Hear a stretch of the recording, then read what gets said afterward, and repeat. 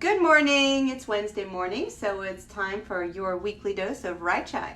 RHI stories of courage, hope, attitude, and inspiration, brought to you by our longtime wonderful friends and sponsors at Wilson Kehoe Winningham. They are your injury attorneys to restore life after injury. And I'm Mindy Fox. I'm the executive director of the RHI Foundation. So we exist to support the mission of RHI, the Rehabilitation Hospital of Indiana. And this series is hopefully going to fill you with inspiration, courage, hope, and a positive attitude to face challenges, whether you're a patient, a past patient. Many of our patients here face their issues long after they are no longer a patient here. So we try to be here for everybody throughout their life.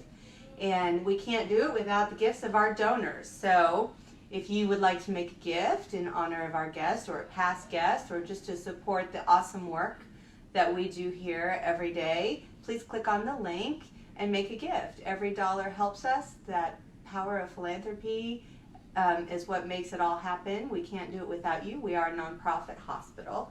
So keep that in mind. Without philanthropy, without your gifts, and from our many donors, we can't provide the research and the education and training for our staff and all the wonderful things that don't happen on an operational budget of a nonprofit hospital. So thank you. And today I bring to you a wonderful guest. We have Steve Mappis. I pronounced it right? Oh, I'm so excited. So Steve, I don't know your story, so just like all of our viewers here, this is new to me. Can you share with me how you came to know RHI? Yes, 3 years ago I had 4 strokes, and I came here for rehab, and it was very, very good, very good. It was a very good experience. The staff were all very, very caring, very knowledgeable, and I could see that they all enjoyed their work, that they were happy people working here, which meant a lot. And they were very thorough. It was, they work, yeah.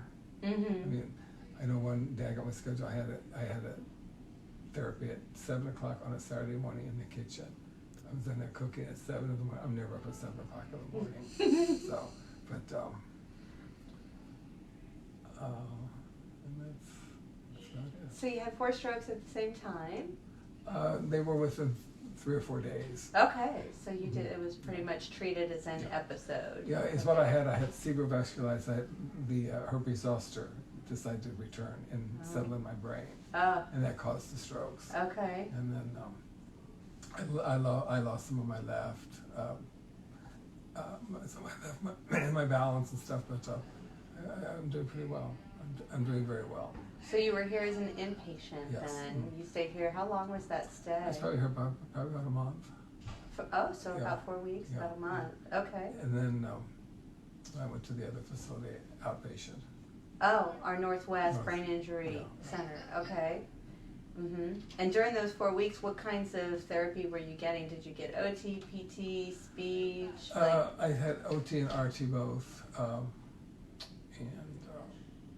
I had it all day. I mean. You had it all. Oh yeah. All the things. Yeah. You were getting all the things here. Yeah, and I kept thinking, what are we doing this for? And then it's like they'd explain to you what their goals were, what we're going to do, and it was. I was just so impressed with the staff here. They like their jobs, and it just, a lot of places people aren't happy where they work. You can tell people are happy here. Mm-hmm. I sense that. And, is there an example you can think of when you were in therapy, or maybe with a nurse or one of the physicians, where something happened and you just knew that happened because they have a love for their job and the work that they do and the patients they're with? I think what I noticed most is you could be having a therapy group and then you start another one, and the therapists would be different. They would report off. They were interested in knowing what was going on, and they knew what was going on with you. I mean, when you go in there, it's like, what's going on here? They knew what was going on with you, and they knew what they had to do. So they worked together as a team, yeah, like they were team, communicating with each other real well. Mm-hmm. And you felt that as a patient. I could see it, yeah. Uh-huh. it was very, very obvious that it's like there's happy people here. Yeah. So that was encouraging to me, knowing that the care would be good. Mm-hmm. So that's wonderful to hear. yeah. And then you went up to the Northwest Brain Injury Center, and you did outpatient there? Outpatient, probably for about a month. I think 3 days a week I worked up there. Oh, okay. And it went real well. Uh-huh. But I know I thought I currently had a job to where on occasion we would refer people here.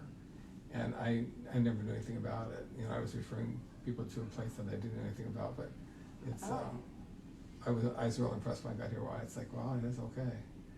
So that's interesting. So as a professional, you were sending people here, referring people to RHI, but you had never been here. Right. And then you ended up becoming a patient here for 8 months. Yeah, and right? that's how or that's 8 how weeks, I mean, that was my first introduction to the facility. Isn't that interesting? Here, yeah. And we tell our donors and our viewers that all the time, that you never know when you're going to end up being here. You know, No. you may think it doesn't relate to you. Never in my life did I think I'd have a stroke. Mm-hmm. No, but and I thought, you have to be old to have a stroke. No, you don't have to be old. You can be any age.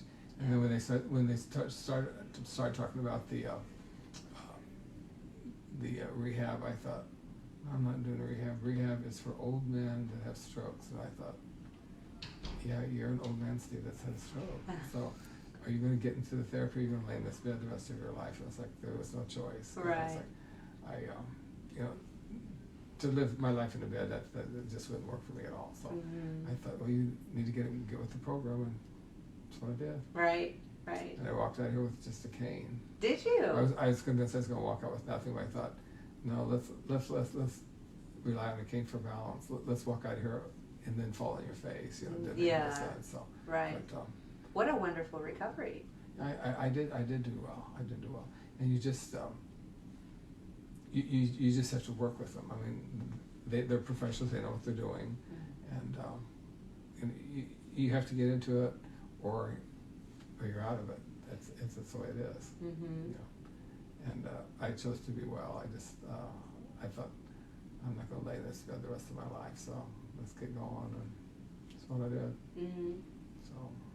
So when you think about your experience here at RHI and everything that you went through, and all of our therapists and nurses and doctors and everybody that you worked with, what do you think was maybe the most meaningful impact that all of that made in your life?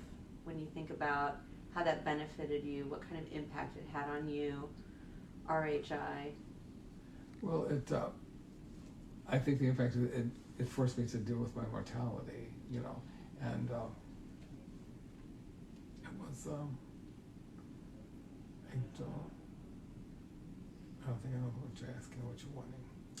The biggest benefit that it made in your life, like the change that it had in your life, your stay here.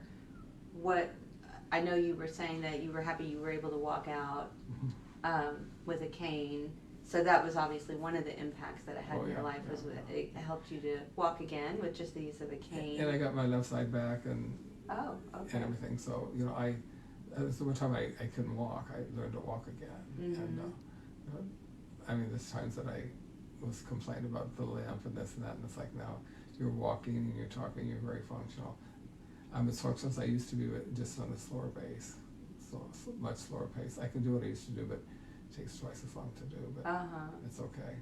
So that's a pretty big impact to have the same function that you had before, maybe a little bit slower. And I didn't think I would, and I saw the improvement. I thought, wow, these people do know what they're doing. Yeah, that's a pretty big impact.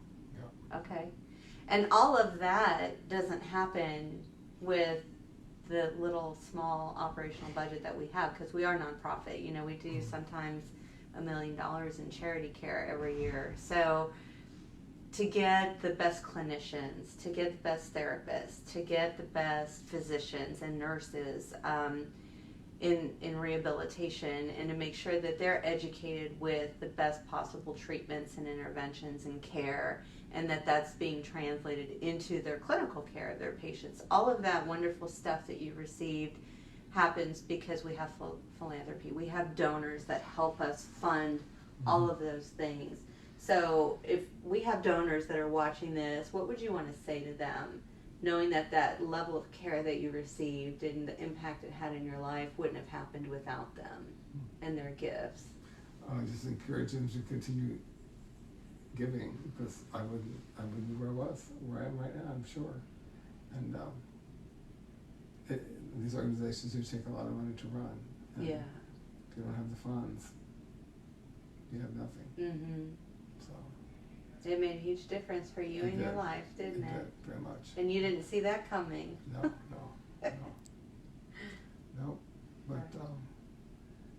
But I think you have to get into it. You've got to want to do it. I thought, I wasn't going to do it. And I thought, yeah, I'll see you all lay here the rest of your life, right?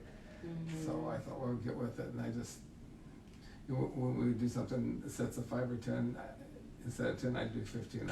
I'd always up the ante. And I think you have to want to get well, mm-hmm. and you have to work. You have to work with the therapist. Mm-hmm. And that's what they're here for, and they know what they're doing. And how many times did you hear the therapist say, it wasn't me who did it, it was you. You did all the work, you're the one who did it, yeah. And that's what you're talking about. You have to have that drive and that will and determination. So you were one of the overachievers. You would always do more. I'm not an overachiever. I just thought I'm not going to go to bed the rest of my life. I can't imagine anything worse. And when you see people in wheelchairs that have the left or right side, they have no speech. It's like I can't do that. Mm-hmm. So let's get going. Let's do what we got to do. And they keep you busy here. It's like, but it was a really, really good experience. I'm sorry I had to experience it, but it was a good one. Mm-hmm. So. Well, that's what we like to hear. And so many of the people who are going to be watching this and hearing your story that you're sharing are going to be patients, mm-hmm. because we have some of these RHI episodes, interviews posted on our TVs. Mm-hmm. We have a channel now. So to a patient who's sitting there in that place right now in the bed and they're feeling kind of hopeless, and what would you want to say to them?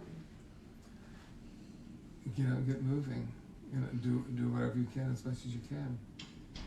And you're the one that can do it. You can have all the encouragement. You're the one that has to do it. And it's worth it, though. Oh yeah, it's worth it. Yeah. Definitely. Yeah. Definitely. I think back of years and years ago before they had this type of therapy. What did people do? Because they didn't get well, did they? I know. Mm-hmm. It's interesting to me because rehabilitation is a fairly new field. Mm-hmm. So many people wouldn't survive injuries and illnesses that they had. Or if they did, then they just lived the rest of their life very debilitated. Mm-hmm. So it's only within the last couple of centuries, really, that rehabilitation as a medicine has really taken off and grown, and it's grown exponentially. So I think you're right. If this had happened to you 50 years ago, your outcome would have been very different, right? Yeah. I don't still the closest anything we did 50 years ago much was there. So mm-hmm. Try to get you to walk. And didn't know what was going on, just hoping to get well. Right. Right. So now that we have all these people surviving these injuries and these illnesses, we're trying to figure out how to get the function back, the independence and the meaning and purpose and all of that stuff back in their life since they're surviving. And that's what we do. We restore their lives and try to get them back as much as they can, as much as they're able. So you had a wonderful recovery, and we try our best to give everybody the best recovery that they can. And we're always looking for what can be done better, because we know people have a higher potential than they're reaching. Mm-hmm. Even though we implement best practice in therapy, we know that they can do more. And so that's what our research is all about. We're trying to look and find what interventions are going to have even better outcomes than what rehabilitation as a standard of practice is doing now. So that it's continuing to evolve, it's continuing to grow, and our patients are continuing to have better outcomes. I mean, think what it would be like 20 years from now. Oh. Therapy will probably be different, and outcomes will be even better than they are now, right? Hopefully. Yeah. So, anything else you have to say about patients that are going to be here, or their experience or your experience? My experience here was very, very, very good. Yeah. And I highly recommend this facility. But your recommendation now comes from firsthand experience. Yes, yeah. It doesn't, had I not had, I would have never known. You don't know, but I got much more out of therapy than I thought I was. I thought that therapy thing was just all just a hoax. But I mean, there are results. I was amazed. I thought each day you see a little bit of progress. I mean, I couldn't walk, and take a few steps each day, and then a couple of days later you take more, and then you're walking. But you have to be patient. It doesn't happen quick. Mm-hmm. It's slow, but it does happen. It does happen. Yeah, it does. And I'm glad it happened to me. Yeah. Well, I am too. And I'm glad that you came and you shared your journey with us and with the people that are going to watch. Thank you. You're more than welcome. Thank you. Thank you. Mm-hmm. And thank you for joining us. We hope that this has fueled your levels of positive attitude, your inspiration, courage, and hope. And thank you to our wonderful sponsors, Wilson Kehoe Winningham, and to our donors, to you. Thank you so much for your support. We cannot do it without you. Please click on the link and make a gift. And thank you for everything that you do. We'll see you next week.